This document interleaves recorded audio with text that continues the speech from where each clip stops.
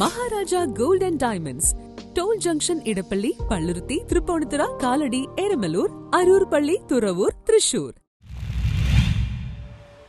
ആശുപത്രിയിൽ എത്തും മുൻപ് കാറിനുള്ളിൽ ആൺകുഞ്ഞിന് ജന്മം നൽകി യുവതി. ഓടിയെത്തി ജീവൻ രക്ഷപ്പെടുത്തി VPS ലേക്ക് ഷോർ ആശുപത്രിയിലെ വിദഗ്ധ സംഘം.